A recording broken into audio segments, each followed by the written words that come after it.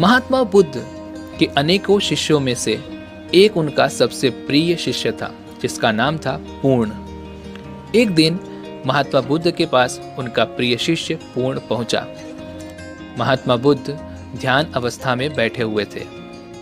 उनके शिष्य पूर्ण के पहुंचने पर उन्होंने आंखें थोड़ी सी खोली और पूर्ण के आने का कारण पूछा।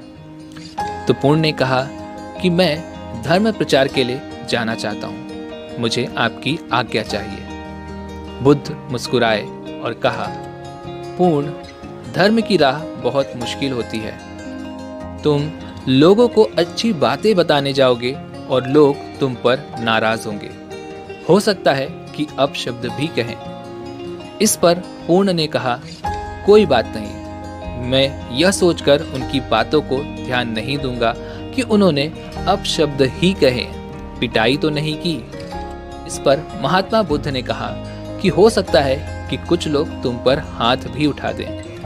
पूर्ण ने कहा, तब मैं यह सोचकर उन्हें क्षमा कर दूंगा कि उन्होंने मुझ पर शस्त्रों से प्रहार तो नहीं किया। फिर महात्मा बुद्ध ने कहा, हे पूर्ण, हो सकता है कि कुछ लोग तुम पर शस्त्रों का उपयोग भी करें।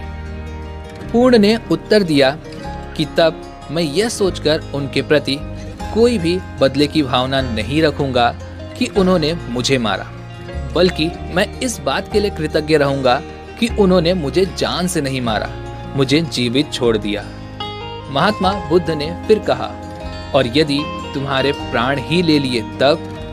पूर्ण ने अपना सिर झुकाकर कहा कि तब मैं उनका आभारी रहूंगा, क्योंकि हर कोई चाहता है कि धर्म के मार्ग पर उसके प्राण निकले, और अगर वो लोग मेरी इसमें सहायता करते हैं तो मैं उनके प्रति पूरी तरह से कृतज्ञ रहूंगा। यह सुनकर महात्मा बुद्ध ने अपनी आंखें खोली और आशीर्वाद देकर अनुमति दी तथा पूर्ण से कहा कि अब तुम धर्म प्रचार के पात्र हो। जो किसी में भी कोई गलतियां ना ढूंढे, कोई द्वेष ना देखे, वही सच्चा है। अच्छाई के मार्ग पर चलना बहुत मुश्किल काम है। जो इस राह पर चलता है उसके मार्ग में अनेक बाधाएं आती हैं, लेकिन जो व्यक्ति किसी में दोष ना देखे वही बाधाओं को सहजता से पार करने में और अपने लक्ष्य को पूरा करने में समर्थ होता है। तो इस कहानी से महात्मा बुद्ध ने हमें ये समझाया है कि सिचुएशन चाहे जो कुछ भी हो, आपको हमेशा पॉजिटिव ही रहना है। आप हमेशा सिर्फ और सिर्फ अच्छाइयों की तरफ ध्यान दें। हो सकता है कि वो वक्त आपके लिए बहुत बुरा हो, लेकिन उस वक्त के अंदर आपके लिए कुछ न कुछ अच्छा जरूर होगा।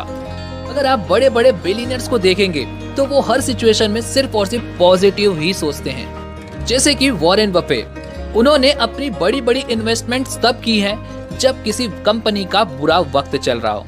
और दोस्तों, बुरे वक्त में तो अच्छे अच्छे इन्वेस्टर्स भी पीछे हट जाते हैं, लेकिन उन्होंने ये साबित कर दिया था कि बुरा वक्त तो फिर भी चला जाएगा, लेकिन अगर हम पॉजिटिव थिंकिंग के साथ में अपने